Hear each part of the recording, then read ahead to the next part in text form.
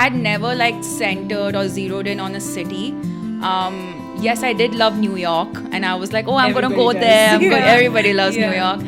And I was like, yeah, I think I'm gonna go to New York. But I was not like hell-bent on just going to New York. I knew I wanted to go to the US. Journalism as a subject is so fun because you Yeah. get to, do so many interesting stories. And the Yeah. moment you hook on an interviewee, you confirm on a particular interview for your deadline, before your deadline, that's just so much joy. When Joy. you're like, yeah, right? Journalism gives you the platform to understand and hone your skills in terms of like be it writing, be it editing, be it being on a podcast. The AP style book that we had to Yeah, oh follow, my God. which I was not at all familiar with because Yeah, yeah, I have yeah. grown up in India, and Yeah. India, they have different standards of Yeah. writing news. Yeah.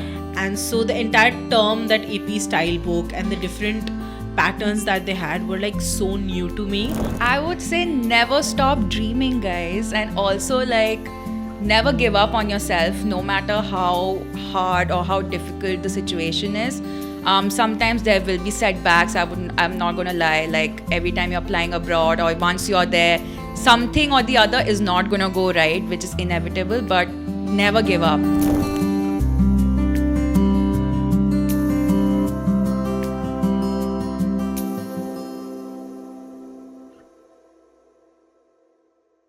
Welcome to another new episode of Student Voice Matters.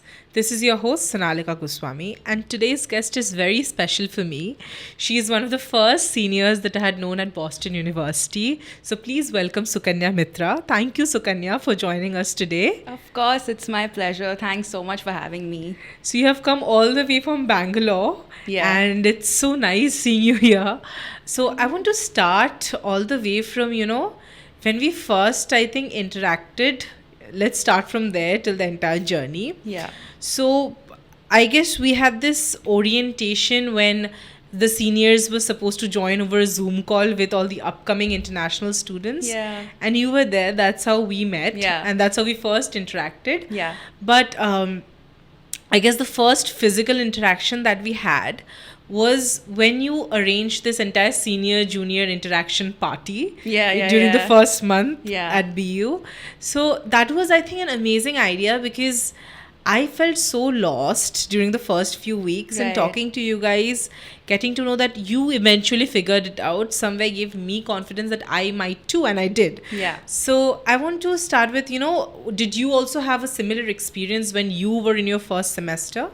I would say not really. I think like we were the first batch that sort of came in right after COVID, which was around like 2021.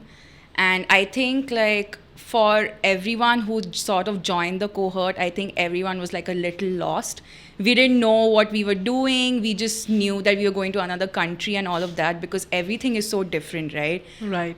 It was my first time going to the US. And also like going to study in the US. So it was like very, very new for me.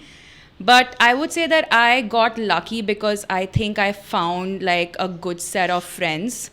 And some of them were from India. So for me, that sort of played like a big part in me sort of finding a home in like a new country. My experience initially going there, I was definitely like a little like all over the place. I didn't know what was happening. I didn't know what we were supposed to do on like a day to day. But like you said, I think because I found like a good set of friends, we sort of navigated that together. But at the back of our minds, it was always like the next cohort, we want them to feel home when they come. And we want to be like the guiding source for them so that they never feel lost. And it's never like they have a hard time navigating the whole landscape of like coming to another country and all of that. So I think that was our idea behind hosting the whole get together, where we also wanted to get to know you guys as like a cohort. That was actually so nice because, I guess because we felt so comfortable in that crowd where we were interacting with the seniors, and I think it was around 2 weeks or 2.5 weeks down the lane, and I think we were so confused, especially me. I can talk about myself. We were like, I was trying to figure out, okay, what next? Okay, how to catch up with my classes, my assignments. And because the mode of education there is a Yeah. little different to Yeah. what we are used to in here.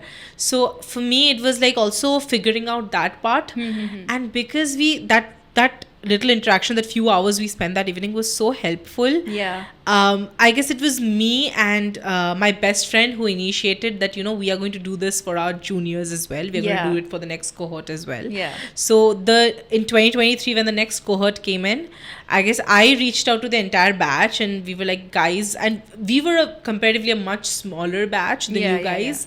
So we were like one team, and I was like, guys, we need to do this, because I think everybody felt the same way. They were all like, yes, sure, because we felt so good with that Yeah. interaction. Just felt much easier post that night. So which is why I think that thing also got into us, because we found it so helpful. We wanted to impart that help to our next cohort as well. Yeah. Yeah. But when you talk about lockdown, this is a very interesting aspect, since a lot of there was a lot of question about, okay, when are the travelings gonna like begin in a regular Yeah. basis, and are international students going to go out, which batch would they be open for? Yeah. So when you were applying, and I assume that it takes like a year, because for me it took more than a year to Yeah. like get through the entire application process. yeah. So I'd assume that for you also it did the same. So if I have to assume that you went in 2021 August, September, Yeah. you had to begin your preparation mid 2020. Yeah. So amidst the lockdown and amidst so much of unsurety, how did your entire journey take place for preparing and going abroad? I would say that I knew I wanted to go to the US, but that being said, I was also trying to like be a little safe and apply to like a bunch of other countries just in case US didn't work out. So I had applied to like 4 different schools, and out of which I got into 3. And then one of them happened to be in the US, and like I got a scholarship to come to BU. So I think I was like, okay, that's when I was like, this is meant to be, and I really want to go and all of that. But the visa was a challenge. I think everyone was fighting for it. I remember like fighting for my life on Telegram to like secure a slot for the visa appointment, because it was next to impossible. No one was getting slots. It was like so difficult. So I think like my preparation for coming to BU started, like you said, like a year ago. I started preparing for the GRE before, and I was thinking that I'm never going to make it because... Oh, so you had to appear for GRE as well, because our year it wasn't a requirement No, so anymore. like we got lucky. Until lockdown happened, GRE was like a mandatory thing. The Okay. year COVID happened, after that they scrapped GRE out. So Oh my God, you just got lucky. Yeah, so when I was applying, it said like GRE is required. So I went through the whole like coaching thing, and I knew that I'm not gonna be doing well in the quantitative part because like my math is really bad. So I was like, I don't even know why I'm trying to do math or like do this part of GRE. But then I sat for the coaching, and luckily it turned out that they said that, okay, we're going to scrap GRE, so no GRE needed. So I just like was so happy. I went through it and I applied to it, and like I got it. So preparation started like a year ago when I was prepping for everything. But of course, their rules kept evolving as like COVID Right. started, like, you know, their regulations in every part of the country sort of started changing. So almost a year, and then I applied to these schools. I took my IELTS test and all of that, and like, yeah, then I just waited for my decision and I got through it. But were you like nervous about, we don't know when the rise of coronavirus cases are gonna, it's gonna take a rise, or Yeah. what? Are there gonna be restrictions? Did you have like a lot of anxiety in you, like if I'm gonna get through this, Yeah. if the travel is gonna be like open? Yeah, for sure. What were your like parents? What was your family saying at that point? I think everyone was just concerned in general that are we going to make it? Am I going to be able to actually go? Because like even flights, even travel, there were so many travel advisories. I remember every single day there was something new. And there was a lot of panic just around the whole travel situation to like go to the US or to any part of the country. But I think my parents were just like trying to be very like cautious in terms of seeing what the updates were, what was going on and everything. So I feel like I was definitely very anxious because I was like, it's a new country. COVID was still very much prevalent at that time. We still had to Yeah, wear masks yeah. and everything. Nothing had like changed as Yeah. such. It's just that travel had resumed and there were like a lot of precautions in place. But like in general, I was anxious, but I thought that if I am going and if it happens, then it's like meant to be. It's gonna work out. And it did. It Yeah. worked out so well. Yeah. For me, I think that our plan, like my best friend and I, we sort of, wanted to like prepare the whole thing together. And we didn't know if we'd get into like the same city, same university. So we started, but we just knew that we both wanted to do our masters in the US. Yeah. And we hadn't even graduated. We were in our second year when the lockdown started. Oh, no, Yeah. wait. I think we were in our second semester when the lockdown started. And initially, of course, we were like, there's a lot of time left. And then I think when we got into our second year, we just realized that we know nothing about applying abroad. So I just started texting a lot of my family friends who were in the US already, but they were mostly in like tech background. So Okay. they couldn't like exactly give me a page to page guide on what to figure out, which universities. And I did not even know like who to approach or get help from because we were at home, we were locked down. Yeah. Literally. And so I think it was my best friend and me pretty much lost trying to figure out, because I remember having this conversation with you and you said that you got into some Facebook groups where you got to know Yeah. your other friends from your cohort. Yeah.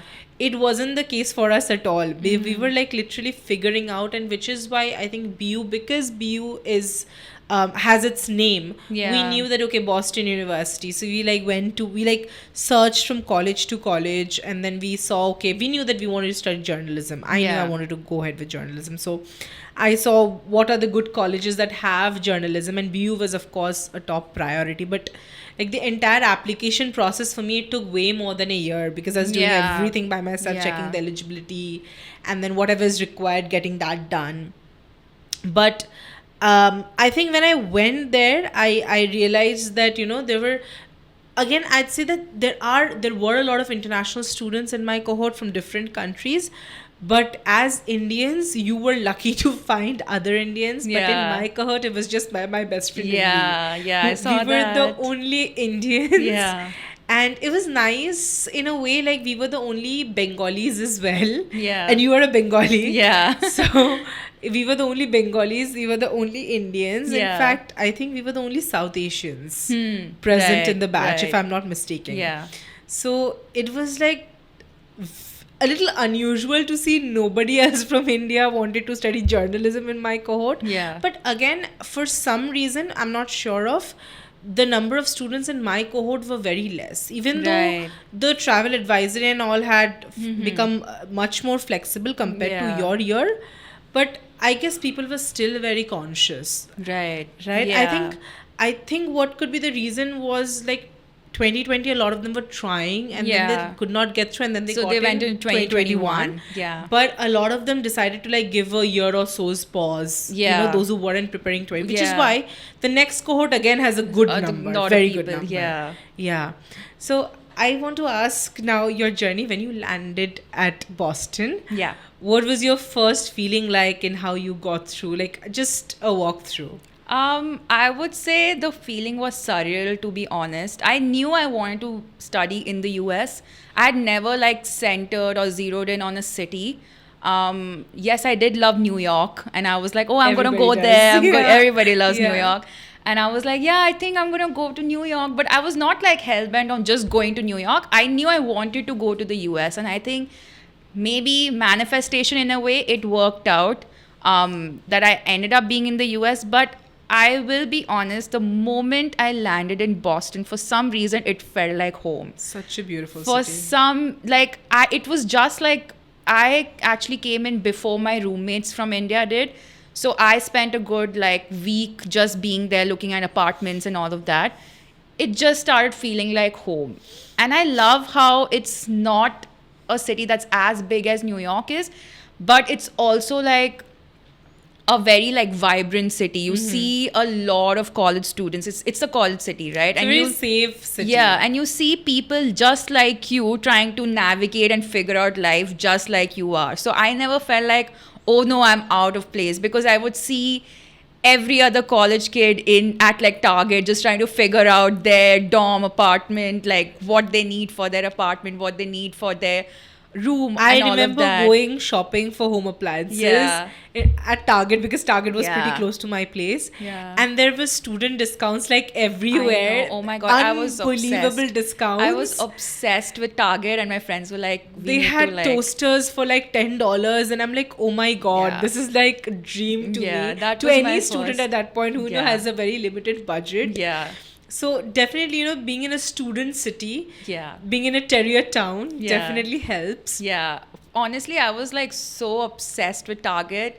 My friends would just be like, please don't Love spend Target. all your money Love at Target. Target. And I would be like, how can you not? Like there's everything. There's something for everyone. Everyone. Like literally, you don't have to go anywhere else. But I think initially the challenge that I faced was to figure out what to eat, because I didn't know the right restaurants. And even though I've been to the US before, I have been to New York. So I was much familiar with New York City.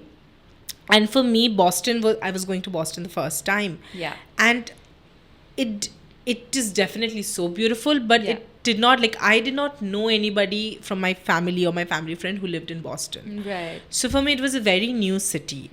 And I just did not know where to grocery shop from. So I remember the first week we walked 20 minutes, even though we had a grocery shop right in front of our house, we just didn't know that it was there. And yeah. we walked like 20 to 25 minutes, and we had like these heavy bags in our hand because we did like a whole week's shopping. Yeah. And then we walked back again, only to realize 2 days later that, oh my God, there's literally this market right in front Yeah. of. But I think with those challenges, it teaches you a lot of things, because it was lot. my first time living alone. Right. Yeah. Right? Yeah. And I had never done shopping, like grocery shopping by myself before this. Yeah. I had never cooked before this in my Yeah. life. Yeah. So it was definitely a very new experience. Yeah. I also remember this one funny incident. I think I was in New York for some weekend break, or it was like some Thanksgiving break something. And I had my bus back to Yeah. Boston, and I had slept. Like the bus left from New York, and I slept. And then I woke up, and I remember there was a street right outside the bus. And I was like, oh my God, this is such a... And of course, I was already living in Boston by then. Yeah. But then, sometimes you just woke up and your brain is like not processing things. Yeah. And I just looked around, I'm like, oh my God, this is like such a pretty and beautiful city. Where is it? And then later on, I see the Citgo sign, and I'm like, oh my God, Oh, this is it's Boston. Boston. Yeah. So that's when I realized that Boston is actually so beautiful. Yeah. Because my mind instantly went like, which pretty city is this? Yeah, it's so even beautiful. from a third person's perspective, it just Yeah. looked like such a beautiful city. Yeah. And I want to know, what are your favorite places like in Boston? Like, In what was your Boston? go-to place? What would you do usually as a student during your Yeah. first semester? And versus what would you do in your last semester? How it changed? I would say Cambridge specifically, like the area around like MIT and all of that. That holds a very special place in my heart, because the moment I landed in Boston, I stayed in the Marriott that's in near MIT. And that was like the first place I ever stayed in the US, in Boston. So no matter what, I think that'll always be very, very special to Sure. me. And I love Cambridge in general. I think it's so scenic nice. and beautiful. So nice. Apart from that, I loved living with my roommate in like Alston, that area. I think that is like, a very Yeah. hyped area, like best for students. Yeah. There were so many good places in Austin. I think it's very special for us as well, because like we lived on Gardner Street, and just that house holds so many memories. I think my entire friend circle has celebrated their birthdays in that house, and my roommate and I would always do things in that house, like cook together. Not together, she cooked most of the time. Your roommate was also an Indian, right? Yes, Yeah, yes. so that definitely Yeah. helped. I a lot. got very, like I say, touch wood, I got very lucky with my friends, because both my best friends like knew how to cook, and I just didn't have to cook, and they are excellent cooks. They know how to cook so well, and I was like, I really lack these skills. Like I have never cooked a day in my life in India. I never went grocery shopping, so it was so new to me. But they knew what to get. They knew Wow, what that is like goes. such a blessing. And I was like, God really has been kind to me when He sort of got me these people in my life. But yeah, I would say like Gardner Street is very special because that was like a really favorite apartment that we sort of rented out, and that was the last place we all lived together before we went our separate Right. ways. Apart from that, there are a bunch of like restaurants in Brookline, and also just the Reservoir in Brookline. I think that also holds like a very special place Oh yeah, the reservoir, um, yes. to my friends and I. Like we would just go hang out there for a bit and just like relax and like just chill. Um, yeah, I think like these few spaces have been like very, very like special. Apart from that, like the whole city in general has been I used to love walking amazing. around Boston, especially I think Yeah. Fenway is a very nice Fenway area too, to walk yeah, yeah, around, yeah. and to explore. Yeah. My first memory of going around was my friend from Xavier's here. His brother would live in Lowell, and he drove all the way to Boston Yeah. just to take us and drive around. And I remember the first night, his friend would live in MIT on campus, which is Yeah. right by the Charles River. Yeah. And he took us to his place, and we were like just sitting by the riverside having pizza, and we're just like chatting away. Yeah. And I think it was somewhere around 1 a.m. or 2 a.m. at night, and it was our first night in Boston. Yeah. And my best friend instantly went like, "Wow, is this how life is gonna be like? Yeah. Like we can be out till 2 a.m., Out till 3 2. a.m." My God. But it wasn't the case, of course, for Yeah. all nights. Like some Yeah. nights were like really boring. Yeah. But it was all in all, like my first night in Boston was like super fun. Getting to Yeah. know, making friends on the very first Yeah. night. However, my experience with the cohort was a little different, like I said, Okay. because you had a lot of Indian friends. I just had one that I knew from since childhood. Yeah. So for me, it was in fact great because there are so many culture that I got familiar with. I Yeah. made friends with someone who's from Italy. I made friends with someone who's from Zimbabwe. So I got this such cultural richness that I could Yeah. delve into. And also I think because when we used to party, we all used to cook like different cuisines from different places, and yeah. I had no idea how to cook. My best friend did, but not to a great extent, so we both sort of figured out. But I think when we used to have parties, we mostly used to hold it at a friend's house, and it used to be Yeah. like a spread of different cuisines. I just want to get into a little bit of campus life because Yeah. those who are watching, they'd want to know a little bit on what to do on campus. So Yeah. if you had to like pick your top 5 favorite things about BU, what would that be? Like things to do. Things to do, I would say like since I love drinking coffee a lot, I really love caffeine. So I would say like the Starbucks right next to Com is very special Yeah, to me. yeah. So I would often go there almost like every other day. Apart from that, the BU bridge where you could just sit by and just like enjoy like reading and doing all of that. I think the BU bridge again. Apart from that, I don't think we've done anything else on campus to say. Like we would just walk that whole stretch from Com till like Harvard Avenue, just Yeah, like the walk and yeah, all of that. yeah. So those are some things that we would actively keep doing and keep exploring every restaurant that's there on that stretch and all of that. So like, I think that's something we've been doing. And of course, like the Boston University gym is Oh, somewhere yeah, I've the spent a BU significant gym. amount of my time. Yeah. Yeah.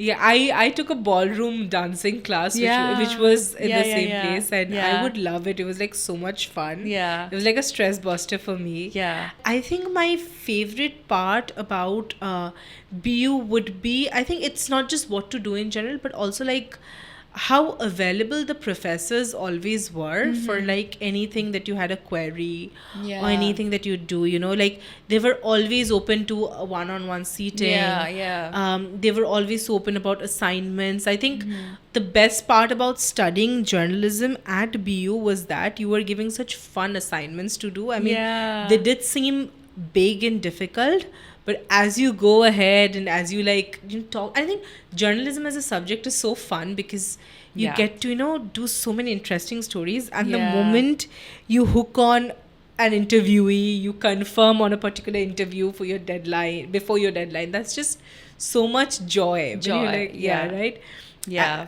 Uh, if you can share any such challenges that you faced while doing any particular story, like you don't have to talk about the story, but like a particular incident where you're facing challenges with an interview. I would say I think the first media law and ethics class that we have to take, that was quite tough, I would say, because like we have been growing up with like learning about India's Correct. democracy and how our law and order works, right? Going into another country, unlearning your law and order to learn another country's law and order, because I would get so confused. Their entire list of regulations is so different. So I think that was like a really tough class and like semester, I would say, just learning media law, because it was just like American Constitution and like their rights and everything. So I felt like I had a really tough time understanding like, okay, what does their penal code say? This is what India says, that is what right, US says. So I yeah. got like very confused. Apart from that, I would say story wise, I think the biggest challenge in general for journalism is like when you're a student and if you reach out to your sources, they don't really want to talk to you because like they You're a don't think it's worth their time. And that's, I think, one of the drawbacks of the industry, because I feel like students do an incredible job reporting on stories, and there's so much that There are students such do. standardized stories like Yeah. worth publishing, and there are students who get their stories published in and reputed everyone's places. like, I know the amount of hard work that goes in, because I've been on either sides as well. So I know what goes behind doing a story as a student, what goes behind doing a story as a reporter.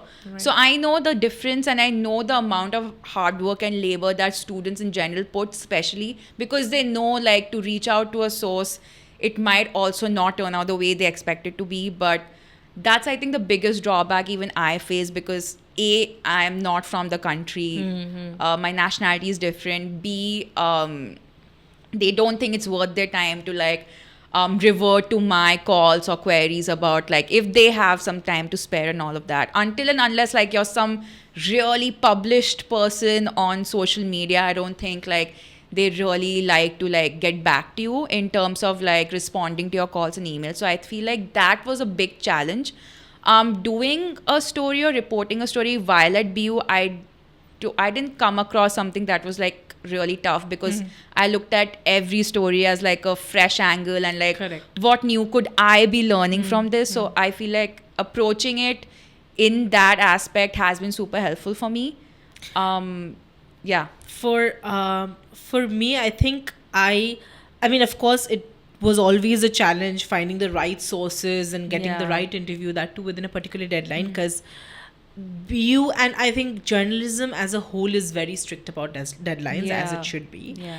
So, but I think one of our professors always told us, just be like, I'm a journalism student from BU, and just be upfront that this is the thing I'm doing, and just let them know how important this story is for you. And so Yeah. anytime I just reach out to a person for like an interview, I just let them know that I need. And yes, not everybody did turn up, but I do have a very good experience with interviewees. They were like, at least the important ones, like I had to get, Yeah. they did sit with me for an interview, and they did show up, and they did give me very Yeah. helpful interviews to make up for my story.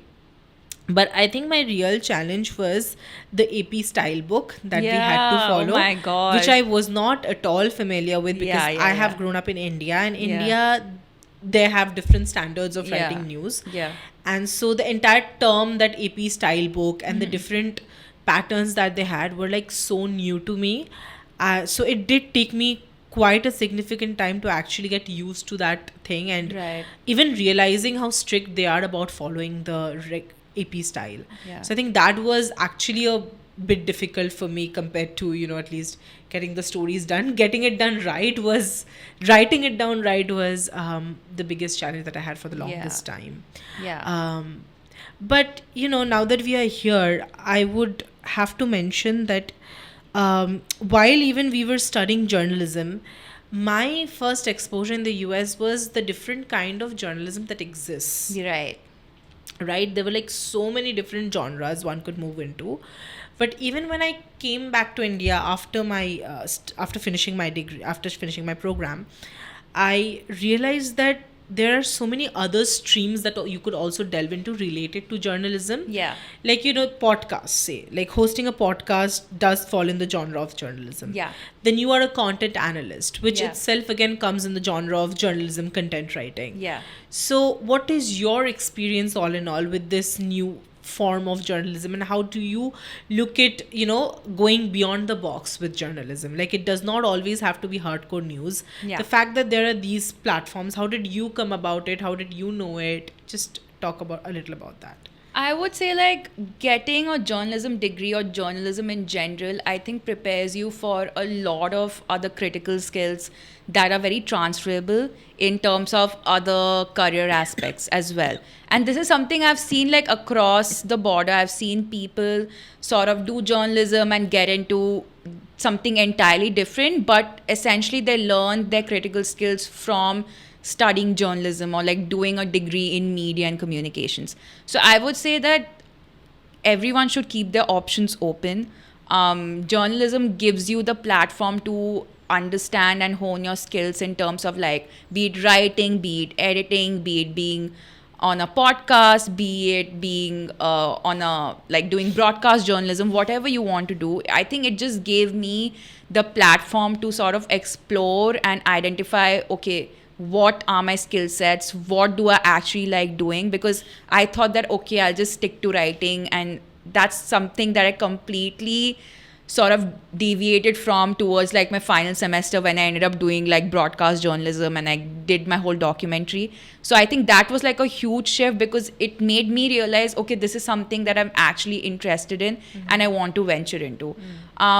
For me to move into being a content analyst, I think again the skills of analytical thinking, having like my grammar in place and communications, all of these were skills that were required and that I had and also like honed while I was studying journalism. So essentially everything should be like what your skills are based off of.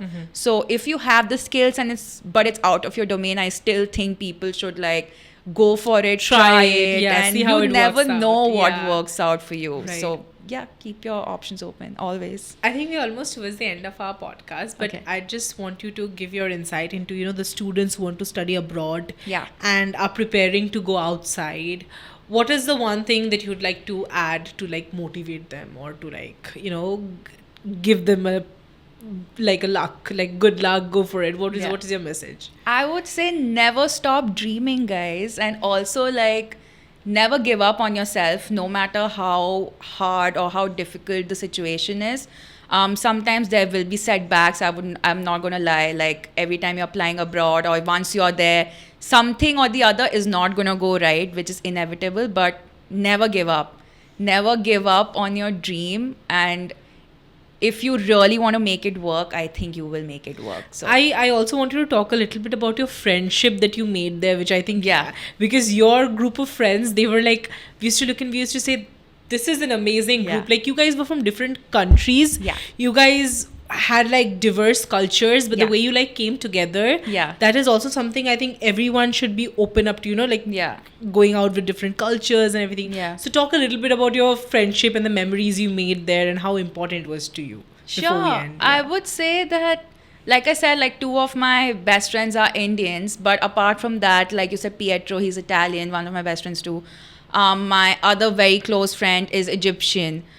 So I think the biggest advantage of going abroad is meeting people from different cultures and also getting a chance to learn about their cultures. And as long as you're open to understanding where they're coming from, what their culture is about, I think you're in a really good place because you get to learn so much. And I have learned so much, just not about their culture, but also so much about life through them, right? And they are much older to me, and I think they have so much wisdom to part. So it gives you this opportunity to sort of like explore and learn from them and their experiences coming from another country. Right. So yeah, and like we've turned out to be best friends. All we are all still in touch. We all still like catch up once in a while, and yeah, I think like it sets the tone for like really good friendships that are like lifelong. So That is amazing. Yeah. Thank you so much for joining. thank you This so was a much for having delightful me. conversation. Of course, my pleasure. Thanks so Thank much, you. Sonalika.